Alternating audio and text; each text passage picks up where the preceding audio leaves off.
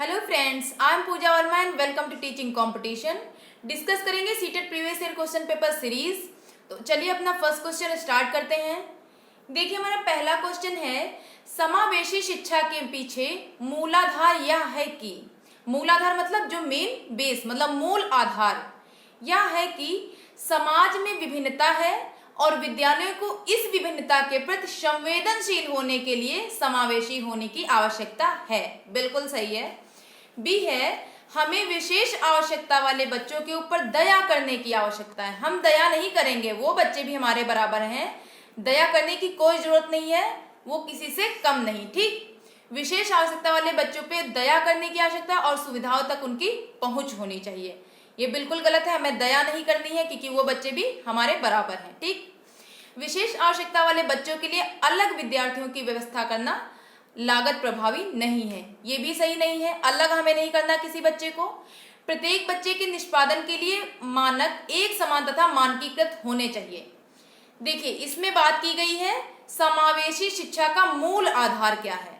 तो मूल आधार हम क्या कहेंगे, यह है कि समाज में विभिन्नता है। बिल्कुल, समाज में विभिन्नता है और विद्यालयों को इस विभिन्नता के प्रति संवेदनशील होने के लिए समावेशी होने की आवश्यकता है।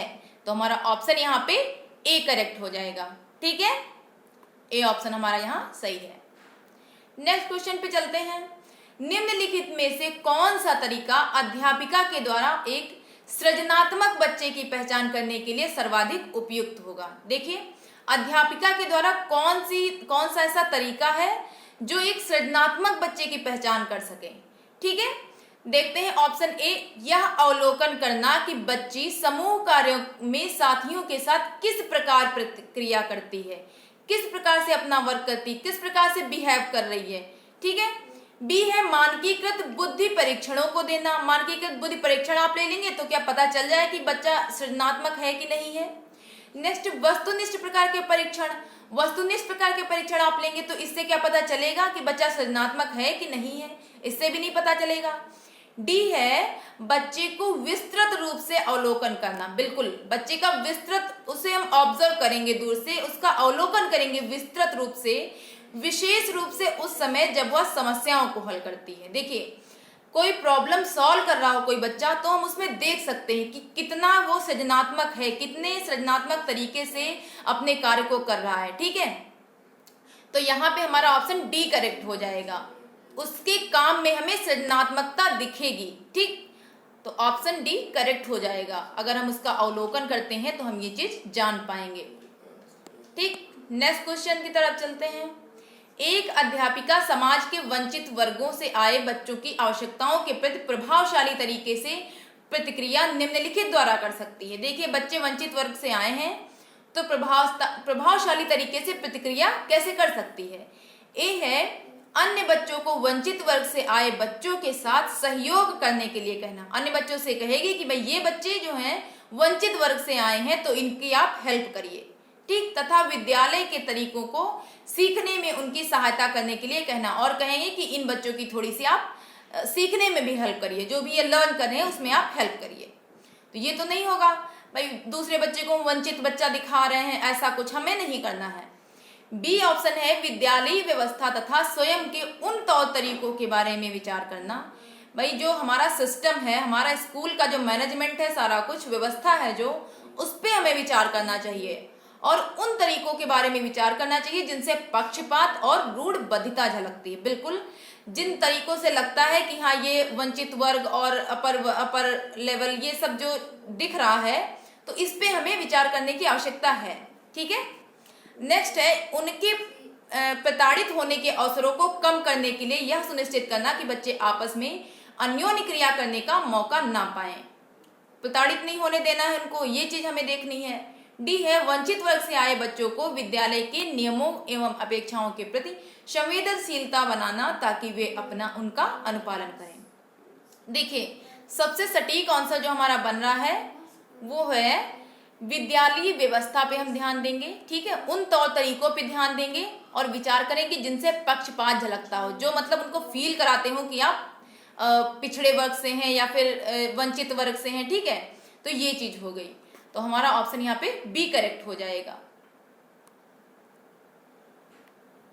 ओके, बी ऑप्शन हमारा करेक्ट।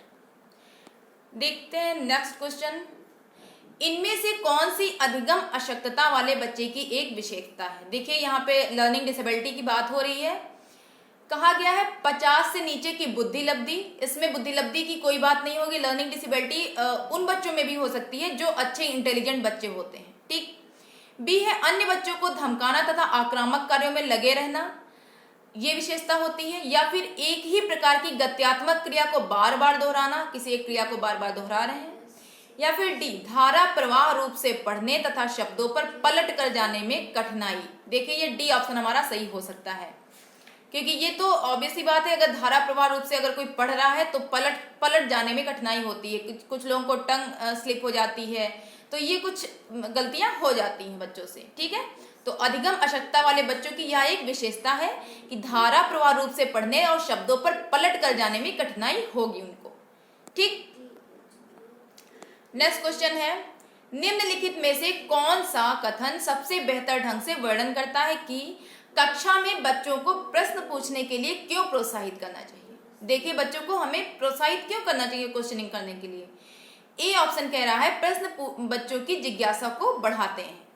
बी है प्रश्न अन्योन क्रिया के द्वारा अधिगम को आगे बढ़ाते हैं। बिल्कुल, हमारी जो लर्निंग है उसको एक रास्ता देते हैं, उसको आगे बढ़ाते हैं तथा संकल्पनात्मक स्पष्टता की दिशा में बढ़ते हैं। बिल्कुल, एक क्लियर वे की तरफ बच्चे बढ़ जाते हैं अगर वो प्रश्न करते हैं तो। ठीक। सी है बच्चों को अपने भाषा कौशलों के अभ्यास की आवश्यकता होती है। क्या बच्चा प्रश्न पूछेगा तो क्या ये चीज होगी, या फिर जिन चीजों के बारे में बच्चे नहीं जानते उनके बारे में विचार करवाकर उन्हें यह महसूस करवाया जा सकता है कि उनमें बुद्धि की कमी है। हम बच्चे को ये महसूस नहीं कराएंगे कि उसमें बुद्धि की कमी है, इससे बच्चा पिछड़ा फील करेगा। ठीक है, तो हमें ऐसा नहीं करना है। हमें करना क्या है, देखिए प्रोत्साहित करना चाहिए, क्योंकि बच्चों को यहाँ पे ऑप्शन हमारा बी करेक्ट हो जाएगा। प्रश्न अन्योन क्रिया के द्वारा क्या होता है, अधिगम को आगे बढ़ाते हैं। लर्निंग जो है आगे बढ़ती है, संकल्पनात्मक स्पष्टता की दिशा में बढ़ते हैं। बिल्कुल, हमारा बी ऑप्शन इसमें करेक्ट हो जाएगा। नेक्स्ट क्वेश्चन पे चलते हैं। एक बच्चे को सहारा देने की मात्रा एवं प्रकार में परिवर्तन इस बात पर निर्भर करता है। देखिए बच्चे की कितनी हम हेल्प करेंगे तो ये जो है किस बात पर निर्भर करेगा। अध्यापिका की मनोदशा, मतलब उसकी मनोदशा क्या है टीचर की, उस बात पे निर्भर करेगा कि हम बच्चे को कितनी हेल्प करें। या फिर कार्य के लिए प्रस्तावित पुरस्कार, या फिर जो हम गिफ्ट देंगे या जो पुरस्कार कर देंगे तो उस पे मतलब डिपेंड होगा कि हम बच्चे को कितना सहारा दें, कितनी हेल्प दें उसको। या फिर बच्चे के निष्पादन का स्तर। ठीक है, निष्पादन का स्तर मतलब बच्चा जो परफॉर्म कर रहा है उस लेवल को देख के हम बच्चे को सहारा देंगे, उस लेवल को देख के हम बच्चे को हेल्प करेंगे। या फिर बच्चे की नैसर्गिक योग्यताएं। देखिए यहाँ पे हो जाएगा सी ऑप्शन। सी ऑप्शन होगा कि निष्पादन का स्तर, बच्चे का हम पहले लेवल देखेंगे कि उसका लेवल क्या है। बच्चा पढ़ने में ज्यादा बढ़िया है, अच्छा है, तो क्या करेंगे, हम उसे थोड़ा सा हिंट दे देंगे और वो खुद से अपना क्वेश्चन सॉल्व कर लेगा, या जो भी है प्रॉब्लम का सॉल्यूशन कर लेगा। बच्चा अगर स्लो लर्नर है, वो जल्दी नहीं सीख पा रहा है, तो उसे हमें ज्यादा सहारा देने की जरूरत होगी। तो सहारा देने की जो मात्रा है वो किस पे निर्भर करेगी, बच्चे के निष्पादन के स्तर पर। ठीक है, उसका जो जैसा भी उसका परफॉर्मेंस होगा उस पर डिपेंड करेगी। तो हमारा सी ऑप्शन यहाँ करेक्ट हो जाएगा। नेक्स्ट क्वेश्चन पे चलते हैं। उच्च प्राथमिक विद्यालय की गणित अध्यापिका के रूप में आप विश्वास करती हैं कि, देखिए आप उच्च प्राथमिक विद्यालय की गणित अध्यापिका हैं, आप क्या विश्वास करती हैं, विद्यार्थियों की गलतियां उनके चिंतन में अंतर्दृष्टियां उपलब्ध कराती हैं। बिल्कुल। बी है उच्च प्राथमिक विद्यालय के सभी बच्चों में गणित पढ़ने की योग्यता नहीं होती है। ऐसा तो बिल्कुल नहीं है भाई, सभी बच्चों में गणित पढ़ने की योग्यता ही ना हो। सी लड़के गणित को बिना अधिक प्रयास किए सीख जाएंगे। जो बॉयज होते हैं उनको मतलब जो एक्सरसाइजेज होती हैं मैथ्स की या जो कैलकुलेशन होता है उन पर ज्यादा उन्हें प्रयास नहीं करना पड़ेगा। यह उनकी जन्मजात विशेषता है तथा आपको लड़कियों के ऊपर अधिक ध्यान देने की आवश्यकता है। ऐसा बिल्कुल नहीं है, गर्ल्स की भी मैथ्स बहुत अच्छी होती है, ऐसा हम नहीं कह सकते हैं कि केवल बॉयज ही मैथ्स में अच्छे होते हैं। एंड डी है विद्यार्थियों को कार्य विधि ज्ञान को जानने की आवश्यकता होती है, चाहे वे संकल्पनात्मक आधार नहीं समझते हों। यहाँ बात की गई है उच्च प्राथमिक विद्यालय की गणित अध्यापिका के रूप में आप विश्वास क्या करती हैं। देखिए, विद्यार्थियों की जो गलतियां होती हैं, विद्यार्थियों की गलतियां उनके चिंतन में अंतर्दृष्टियां उपलब्ध कराती हैं। जो बच्चे गलतियां करते हैं, हमें उन्हें निगेटिव वे में नहीं सोचना है, वो चीज अच्छी चीज है। बच्चे ने गलती की, उसने कुछ सीखा, ठीक है। बच्चा गलती नहीं करेगा तो वो सीख नहीं पाएगा अच्छे से। अगर आप कुछ सीख रहे हैं तो आप उसमें गलतियां करेंगे। विद्यार्थियों की गलतियां उनके चिंतन में, जो उनकी थिंकिंग है, उसमें अंतर्दृष्टियां उपलब्ध कराती हैं। बिल्कुल, ये हमारा ए ऑप्शन करेक्ट हो जाता है, ठीक है। नेक्स्ट क्वेश्चन पे आते हैं। इन कथनों में से आप किससे सहमत हैं। देखिए, 4 ऑप्शन दिए गए हैं, पूछा जा रहा है कि आप इसमें से किससे सहमत हैं। एक बच्चा अनुत्तीर्ण होता है क्योंकि सरकार विद्यालयों में पर्याप्त प्रौद्योगिकी संसाधन प्रदान नहीं कर रही है। बी है, एक बच्चे की असफलता के लिए वंशानुक्रम घटकों को प्रत्यक्ष रूप से जिम्मेदार ठहराया जा सकता है। कहा जा रहा है कि पूरी तरह से जिम्मेदार है तो वंशानुक्रम घटक है जिसे उसने अपने माता पिता से अर्जित किया है।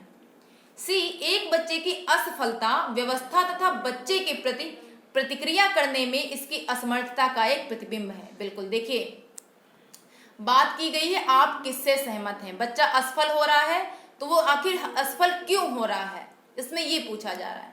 बच्चे की असफलता इसलिए हो सकती है कि आपकी जो व्यवस्था है कॉलेज की, या आपके जो पढ़ाने का ढंग है, वो सही नहीं है, ठीक है।